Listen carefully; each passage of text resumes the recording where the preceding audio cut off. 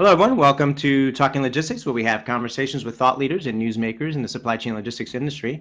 And it's my great pleasure to welcome to today's program Kate Vitasek, who is the architect of the vested business model and faculty member at the University of Tennessee, and Jeanette Nyden, who is a negotiation expert and adjunct professor at Seattle University. And we're going to talk about their latest book, Getting to We, Negotiating Agreements for Highly Successful Collaborative Relationships. So this is a great topic, I think a timely topic. Before we dive into the conversation, I just want to remind all of you that our goal here at Talking Logistics is to have you, the audience, those of you that are joining us live today, to participate in the conversation. So if you've got a question for Kate or Jeanette as we're talking along, just submit that via the Submit a Question button or the live chat feature, and I'll keep an eye on it, and I'll try to weave as many as I can into the conversation. Just a reminder that if you are joining us as a guest, you do have to register first before you're able to submit a question. So with that, Kate, Jeanette, welcome to the program. Hello. Nice to see you again, Adrian. Always good to be on your show. Thanks for having me, Adrian, and I really appreciate you taking a look at Getting to We. Great. Well, thank you both. I'm about 3/4 of the way through the book, which I am enjoying greatly, and certainly I've read the other books in kind of the vested series, if you will. The first question I have, and I'm gonna direct it to you, Jeanette. I mean, in some ways, when you look at the book, if you just read the kind of the back cover, you say, okay, this is another negotiation book, and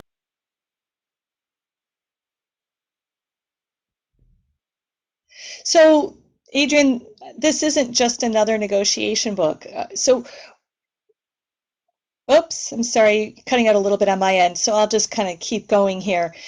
This book is really about negotiating relationships, and there are so many negotiation books that talk about negotiating this deal this time. And as you mentioned, I am adjunct faculty at Seattle University and program faculty at the University of Tennessee with Kate, and we often teach those classes, whether I teach undergrad or master's levels classes, it's really about deal transactions. And often my students come from major corporations in Seattle, and it's very transactional based. Getting to We is very much about negotiating the fundamental principles of the relationship, the highly collaborative strategic relationship.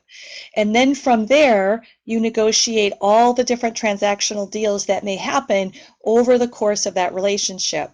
So if there's a 10-year relationship, there may be hundreds, if not thousands, of transactions that happen.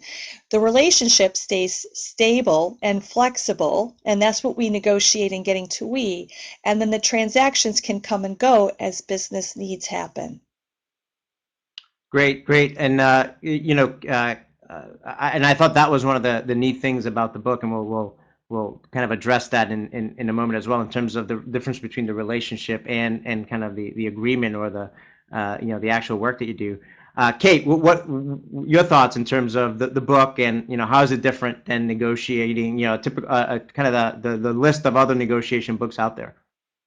Well, it's interesting. When Jeanette and I were brainstorming, we actually have known each other for years now. And when we were writing our vested book, the first book, Vested Outsourcing, 5 Rules That Will Transform Outsourcing, I had given Jeanette an early copy, and I'd asked her to read it from a negotiations perspective and see what she thought.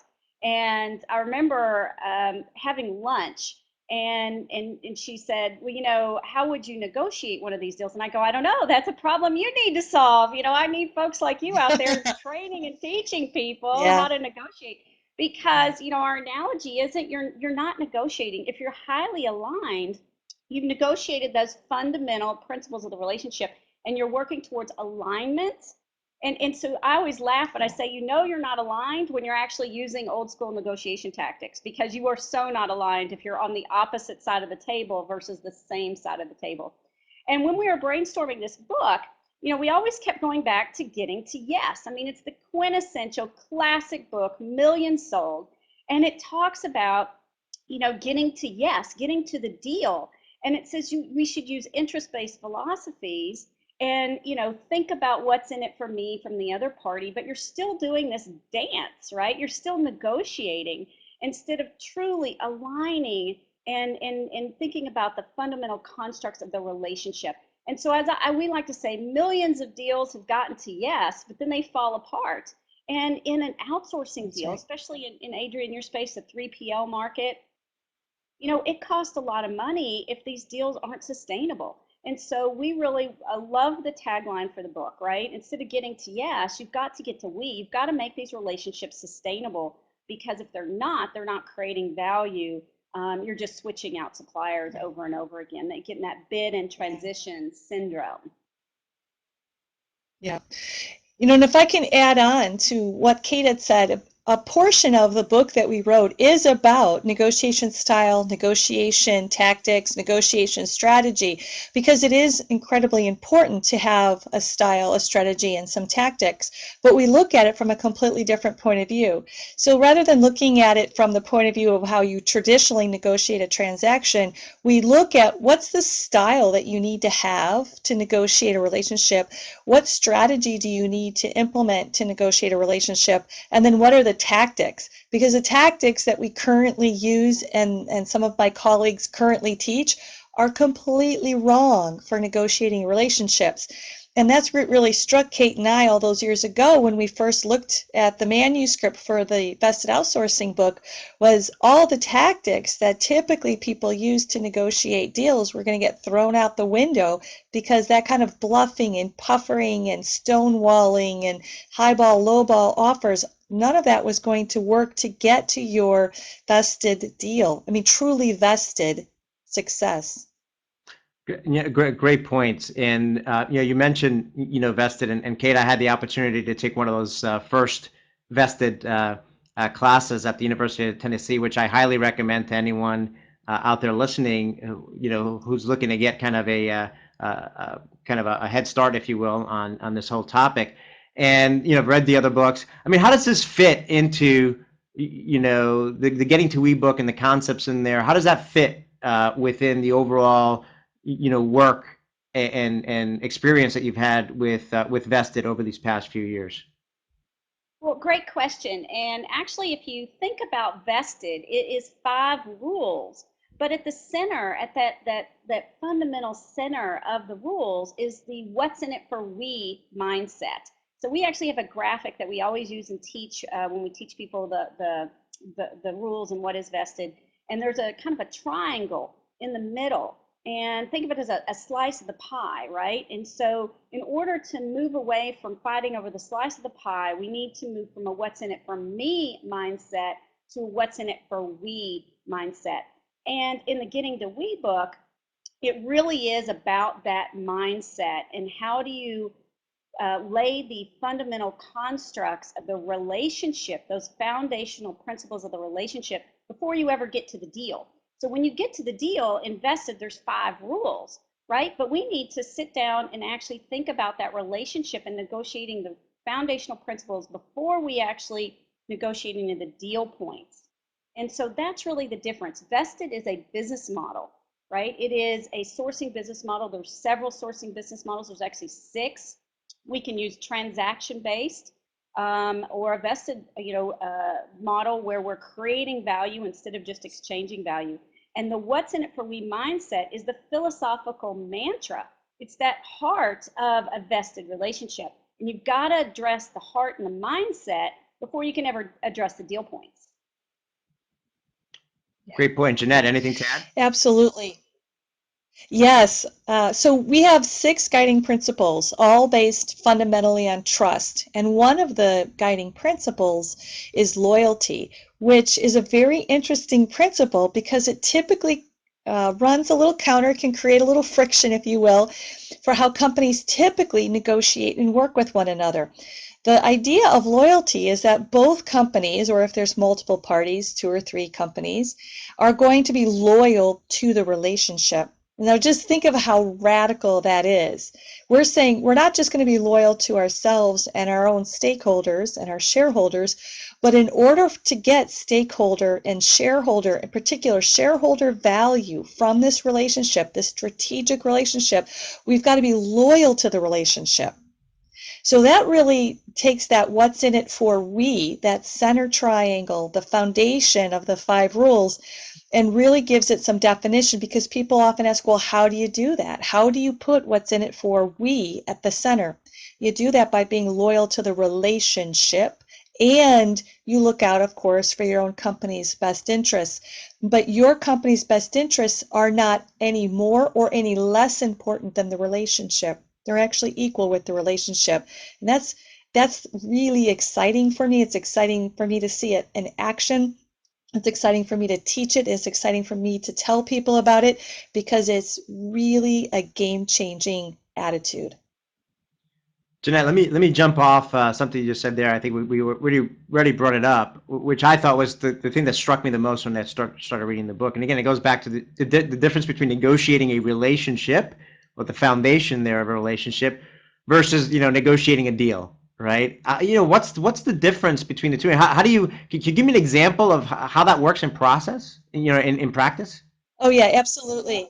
Yeah, absolutely. So I'm an attorney by training. I've been an attorney for 20 years. And so I know all about deals, right? The attorneys come in, if we're lucky, at the 10th hour, and if we're not so lucky, at the 11th hour. And there's already been some discussions about deal points. There's a memorandum of understanding, there's a letter of intent, there might be some more formalized deal points that are outlined. Here's the scope of work, here are SLAs.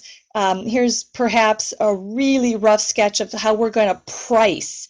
So this button seat is $125 an hour, but this button seat's $75 an hour. And this task can be done in 5 minutes and can be billed out at this. Or we're going to do a fixed fee and all the responsibilities on the service provider. And then I come in and I try and write it all up and make it make sense. That's a deal. There's no relationship there, right? It's just the deal, get the deal done. And then people who have to actually execute on the account, well, they have to figure out what the relationship is. When we're talking about negotiating the relationship first, we actually put the negotiation on the relationship. What's the vision for the relationship? What does this relationship need to accomplish in the market and for both companies, for the end user, etc.? We establish that vision. We look at goals and things like that. We look at the level of trust, transparency, and compatibility between these partners. Do we need to take a step back? Do we need to build up some trust? Are our corporate cultures compatible enough to be highly collaborative? Or is one still a little bit more dictatorial, perhaps, than another? So creative firms that are working with old line manufacturing firms can sometimes feel a little bit incompatible with each other, because one tends to be more innovative and creative, while one tends to be more hierarchical. Then from there, we move on to the guiding principles, the 6 guiding principles of the relationship: reciprocity, loyalty, honesty, equity, autonomy. We look at those principles and we decide, well, how are those principles going to apply to our relationship? How are we going to be autonomous? How are we going to reciprocate? Once we're done looking at those principles, then we start to look at what are the deal specifics we need today. Typically, the clients that come to us for getting to we have something that they need to accomplish today. I need to restructure my KPIs, or I need to look at my governance structure, or we're going to get 2 new lines of business within the relationship established. How can we best do that? Then once we have those deal points hammered out, then we look at the relationship management for a systems approach. We're going to look at this as a system, not as one tiny little discrete function. And then we're also going to look for relationship continuity. How can we make sure that this relationship lasts for years and years and years and continues to produce results? So that's a high-level look at the process that we take to help companies get to we. The transaction is just a little piece, little part of it, more towards the end than what we typically see when we negotiate deals. Kate, I'll have you also kind of touch on this topic, and I'll lead with a follow-up question to what Jeanette just said. As she was talking, it struck me that it's one thing for me as, let's say, the VP of supply chain or logistics, and I'm talking to my counterpart at the 3PL to kind of talk through this relationship piece, right?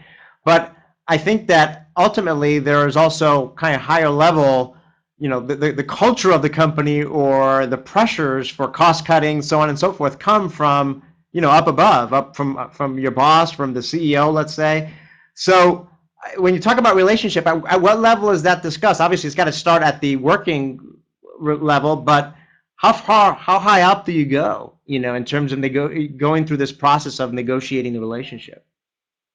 Well, actually, we recommend that teams have what we call a deal team.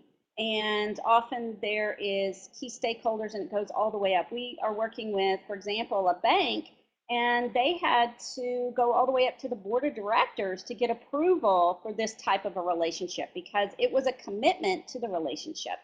And so it really depends on the nature of the business and what you're doing. We've seen a small business, a small manufacturer in Oregon, a contract manufacturer, $5 million. And he's the CEO. And he said one day he actually came to our course at the University of Tennessee and he said, you know what, this is the way I'm going to run my business. And I'm going to work with my clients in a more strategic manner. And he went through and started to adopt some of the philosophies. And so how companies decide to move and adopt a philosophy really depends. Adrian, in the second edition of the Vested Outsourcing book, we profiled Dell and Genco, right? They had an 8-year relationship. And so it was really at the mid-management level, you had an operations person who had become a procurement person. And he goes, you know what, we just need to rethink how we're working. We've got this what's in it for me mentality, cost per box, bid, bid, bid. How do I drive the price down? And so it became, how do we look at this relationship differently? Now, Jeanette talked about one of the principles being loyalty, right? So if Dell commits to Genco and Genco commits to them, now I have the basis for making investments in that relationship. And so often what we find is that the buyer and the supplier are stuck, right? They've been talking about cost and price, and they've hit a wall. There's no more low-hanging fruit, right? We have to plant the seeds for a tree.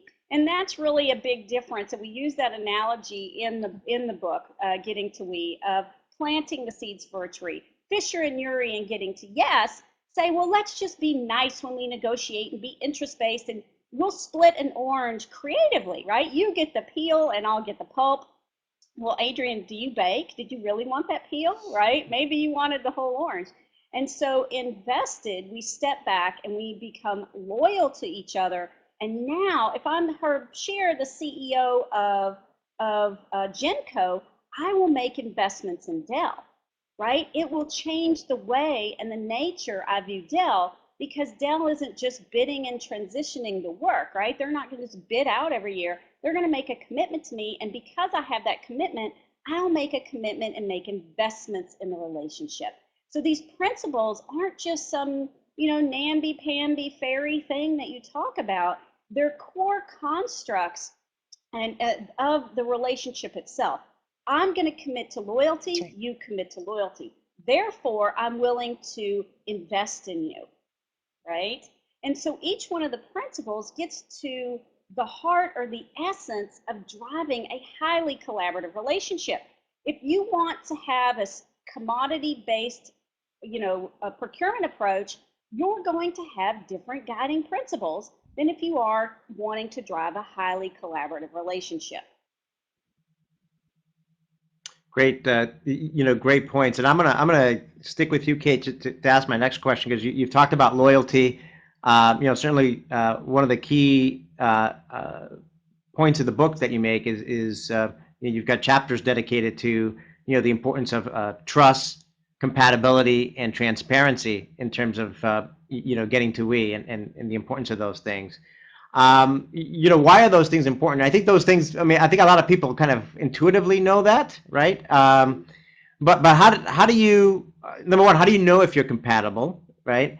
And, in my experience, is transparency the hardest hurdle? Because I think in my experience, if you look at just the example you just gave with Dell and Genco, working for 8 years, the assumption is that there's some level of trust already there because they've been working together for some time. But to me, when I work with a lot of 3PLs that are interested in getting to we or looking at vested, they're looking at it with a customer that there's already a level of trust there, a level of working together for a number of years. But the hardest part for them is that transparency. We've never fully opened the kimono before, and that's scary stuff. So I'm just kind of get your thoughts on trust, compatibility, and transparency. And do you agree with me that transparency, only in the case of 3PLs, or at least that's my experience, is that the hardest thing to kind of overcome?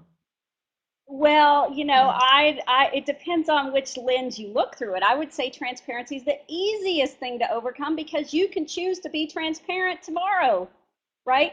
But I may not want to be transparent with you because I don't trust you, right? You might abuse that information. What if I give you my margin data? I'm going to give you my cost data, my margin.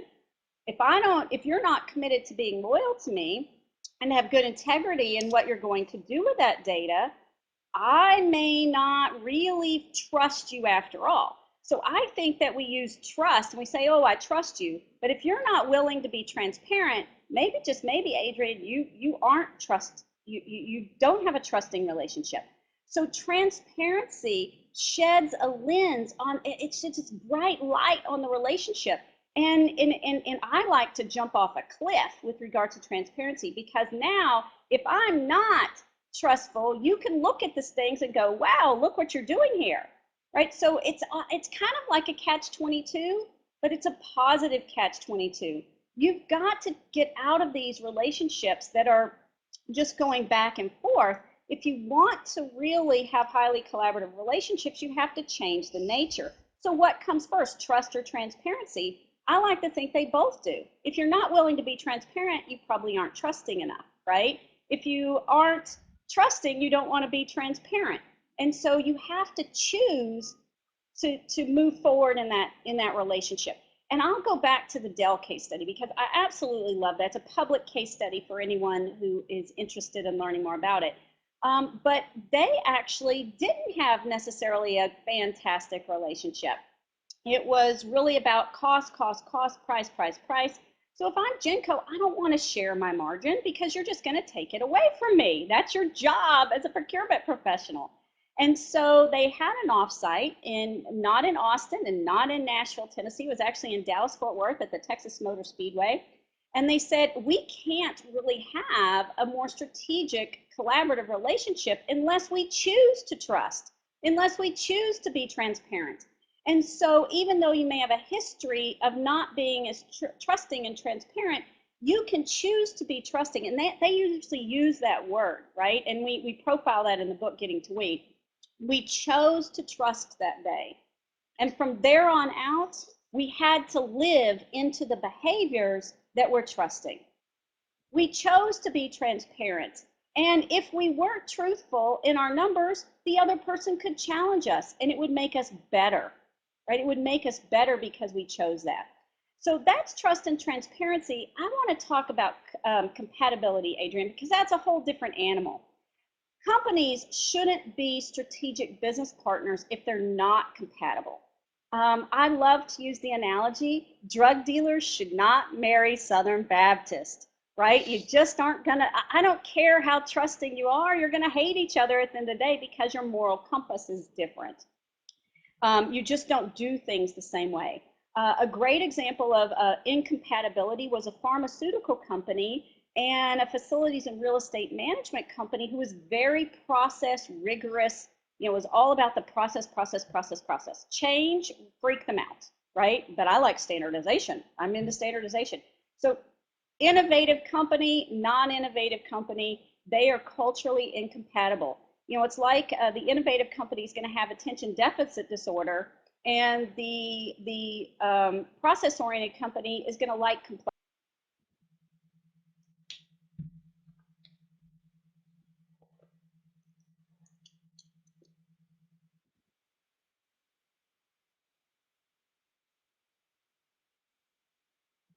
We have a tool that we've created. Actually, Dr. Carl Manro, you know Carl very well, and one of his colleagues, Dr. Jerry Ludlow, have created a compatibility and trust assessment. I like to think of it as a match.com for business partners, right? Because it looks at the attributes of how companies behave with regards to certain components. Innovation, I'm not innovative. I love teamwork. I want to be a solo kind of a company. I don't like to work with others. I don't, because my nature isn't to work with others. I want to be protective. I want to own all the IP. It's me, me, me. right? So we look at these dimensions of compatibility and really do a 360 feedback where the buyer and the supplier can not only score themselves, but they can actually score the perception of each other. And it is a wonderful way to generate a different dialogue and discussion with your partner, to step back and go, wow, do we have compatibility and trust, right? What are our gaps? And a lot of times it's a perception gap.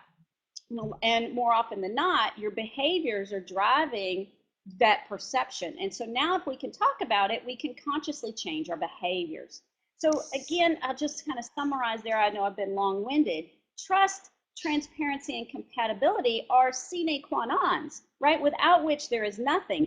You can't choose to get to we without having trust and transparency and some level of compatibility. Right? I don't have to be we don't have to be 100% aligned. Adrian, I don't know how long you've been married to your wife, right? But you're probably compatible enough because you're still together, right? You have to have some level of compatibility in order to move forward. Great points. Jeanette, what are your thoughts on that? Yeah. All right, well, I want to go back to your point on transparency. I think transparency is difficult. It's definitely tied to trust, but here's where we get down to brass tacks. Transparency is also a bureaucratic decision. Trust is an individual decision. So, Adrian, I can make a choice personally to trust you. I can make a choice personally to trust Kate. I can act on behalf of my organization with that personal decision around trust. Transparency, though, is a bureaucratic decision. What we choose to share in terms of information sometimes goes beyond my personal authority and goes into a group decision. So I've got two different quick stories. One story is actually kind of funny. A gentleman who was the executive vice president wanted to be more transparent with its customer. The customer didn't believe the supplier's version of financial reporting. You know, we aren't making much money on this particular line of business, et cetera, et cetera. Oh, you're just trying to pull the wool over our eyes. So this gentleman, Jim, it's in our book, Getting to We, decided that he was going to be financially transparent, but he had to get his directors on board to be able to release the information. And one of his direct reports, Paul, said, Jim, this is like Facebook. Our kids post pictures of themselves on Facebook, and everyone is going to be able to see it, and there's no taking it down. And that's one of the real concerns with transparency, is that once a company makes that decision, there's no going back to the way things were. There's no hiding margin in this little tuck of business. There's no taking from Peter to pay Paul to make it all come out at 10% in the wash at the end of the day. You really are out there with their numbers, and you can't take it back, and you have to get other people involved. With one particular client, as soon as the service provider was transparent with its numbers, the corporate finance, not the finance for the deal, but the corporate finance said, we want an audit. We want to verify. We want to validate these numbers. Well, that was a huge kick in the gut for the trust that the deal team had established around transparency. So I think one of the things I'd really like our listeners to really keep in mind is that transparency is often a group decision, which means you got to get people on board. Now, Jim did it right. He went to his directors and he said, this is what I plan to do. What are your objections? How can we best protect ourselves with this information, i.e. it's not going to be going out to market with our competitors, or a confidentiality, non-disclosure agreement. But the other team didn't do as well, and they didn't get people on board. So they shared information, and those people didn't make the individual decision to trust. So then there was a little bit of feedback. So I would really encourage you to think about transparency as this is a more bureaucratic decision. You got to get people on board, because the trust, if it's not there for them, the transparency can be a difficult hurdle to overcome. Right. And I want to jump in and just talk about McDonald's. You know, they really have highly strategic relationships. They are vested relationships with their most strategic suppliers, and they choose to be transparent because now you have this data, right? If I don't have the transparency, I can't solve some of the problems that we're really facing today. You know, how can you expect a supplier to solve some of the problems if they only have half of the information? right? How do you expect the buyer to make a good That's right. total cost of ownership decision if they don't have all the cost information? So we're cheating ourselves and our ability to optimize because we're not transparent, and we're scared to be transparent. And that's why I think of it, some people say it's really hard, and I think, well, no, it's a choice. You have to get over your fear, and actually, the more transparent you are, the more you can build trust, because now Yes. I'm looking at that data and I can't hide behind that. So you have to be vulnerable and willing to open up.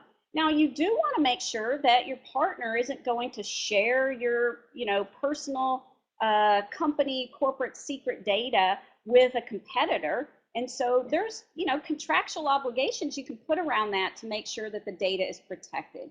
But I think that's we hide behind this transparency thing. And I think my philosophy is, yes, it's hard, but jump off a cliff. You are holding yourself back if you don't do it, and it will actually build trust when you do.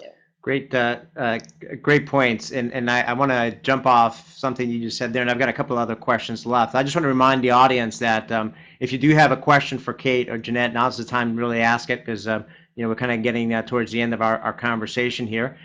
So just do it via the submit a question button or the chat feature. And you kind of touched upon this a little bit, but as you were kind of just talking through, trust and compatibility and transparency, it struck me that one of the things that is often a challenge is, Jeanette, you and I could have, we can trust each other because we've been working together, for the past 10 years. But all of a sudden you leave or I leave. And That's kind right. of that, That's right. I think that's one of the challenges that companies have, is that when, the people that have been at the heart of the relationship are no longer there, either one party leaves or both party leaves or whatever the case might be, that, and in a lot of 3PL relationships, that sometimes, causes friction, because, the part of the 3PL, they have to quote unquote sell that client again, or in the part of the customer, they have to, teach or show the 3PL their, teach them about their business. So how does, what's the role between, the trust and transparency you develop at the individual level versus at the corporate level, so that it's strong enough that if either you or I leave our respective companies, it still kind of is on sound footing? Yeah, that's a great question. So in getting to a philosophical mindset that you've adopted, if you want these highly collaborative relationships, there are two things that work hand in glove.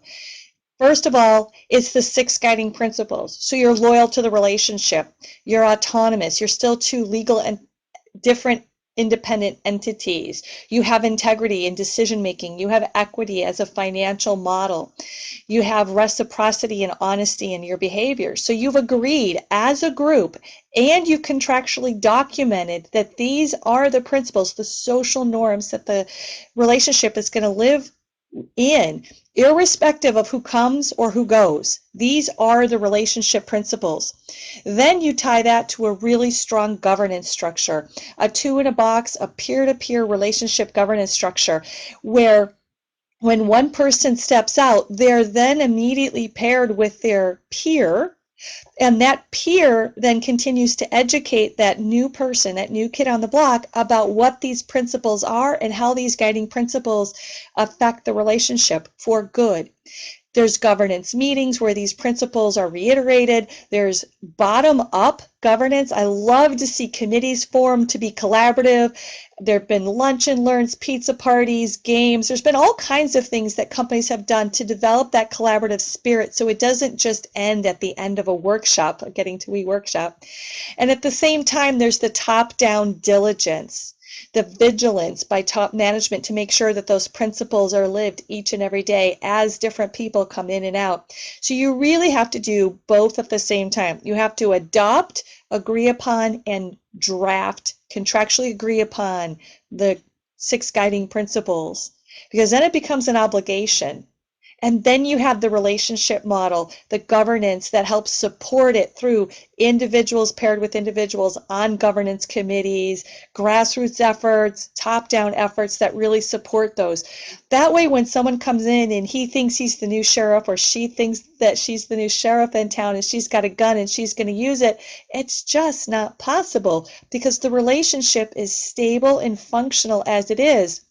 And you fit yourself into the relationship doesn't fit around you, one potentially charismatic individual. I mean, how destructive is that? Instead, you've got lots of individuals working for your shared vision, achieving your desired outcomes. I mean, how powerful is that? Right. So, Adrian, that gets back to the building the corporate trust, right? You have to choose the individual trust, but we have to build the corporate trust. And we do that by contractually obligating ourselves to the social norms of the guiding principles, right? If you're not following those, you're in essence breach of contract, you're cheating, right? And then establishing the governance structure, that relationship management framework, which is also contractually obligated, right? So now you put in those mechanisms, both the social norms and the actual mechanisms to run the business, and the relationship becomes front and center and becomes so powerful that it becomes very hard for one person to really come in and change the social norms, right? Actually, we see relationships that have been converted to following the getting to we mindset, and a new person comes in, they all like, who are you, right? They're like, we don't behave that way. You can't do that. That's not our social norm. That's not our principle. We can't have that negative, untrusting behavior because you've established the corporate trust and you've chosen to live those behaviors through individual choice. Great, great. Well, let's ask a very basic question here, and Kate, I'll go to you.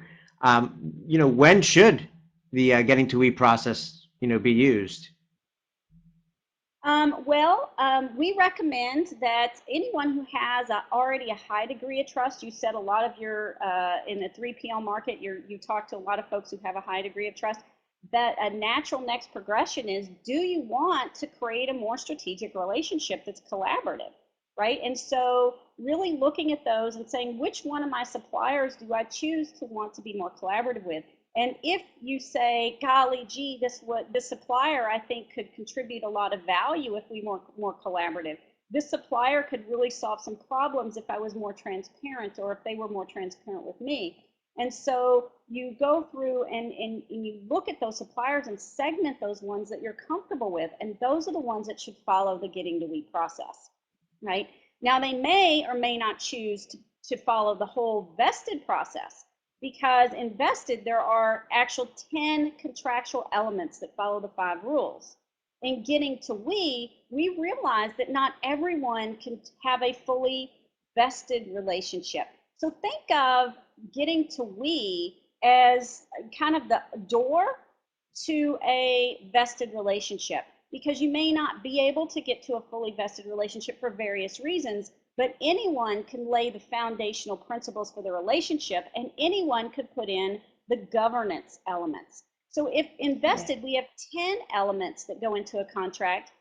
In getting to we have 2 elements that go into your contract. So, not everybody can decide to move forward with a fully vested business model. It may not even be the right business model. But even if I'm transactional in nature and I choose to have a transactional relationship, I can still adopt a getting to we process and adopt that getting to we mindset, that what's in it for we mindset, regardless of my sourcing business model. Again, remember, vested is a business model, right? Not every deal is right for vested, but every deal could be potentially right for getting to we. Good differences there. Jeanette, anything to add to that?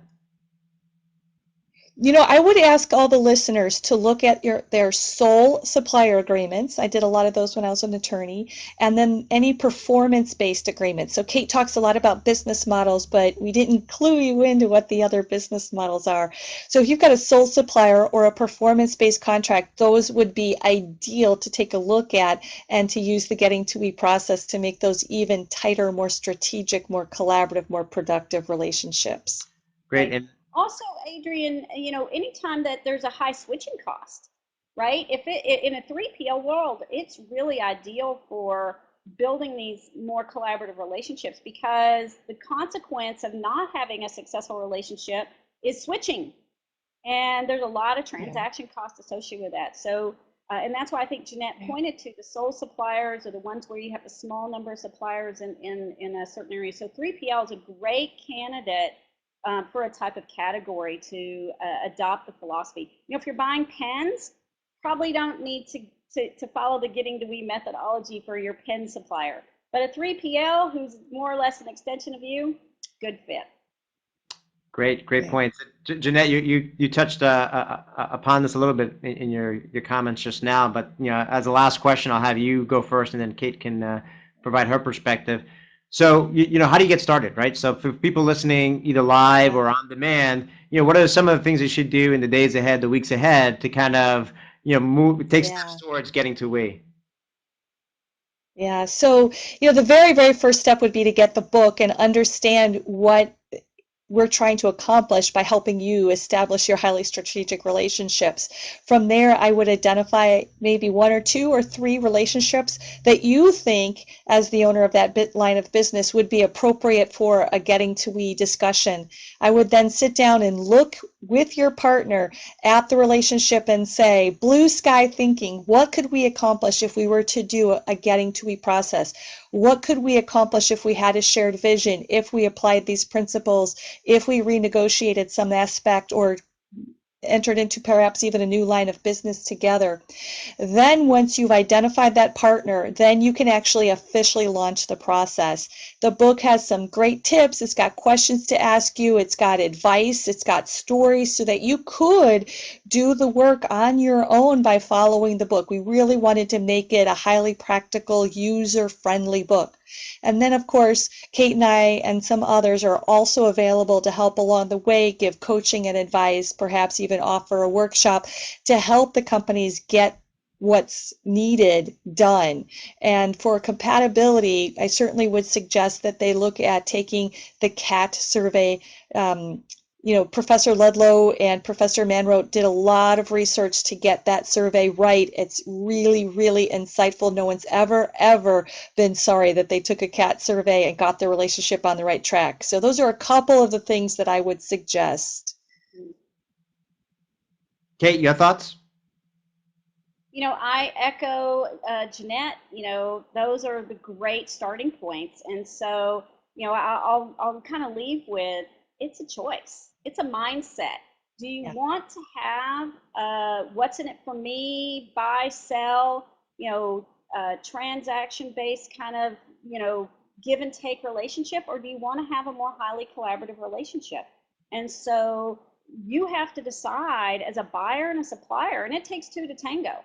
So, have those discussions, then self-absorb, look at your compatibility, trust, and transparency. Are you willing to take the next step to do what it takes to move away from just negotiating the deal points to really rethinking the relationship and laying the foundational components and the governance mechanisms to help you move from getting, that what's in it for me mindset to the what's in it for we mindset.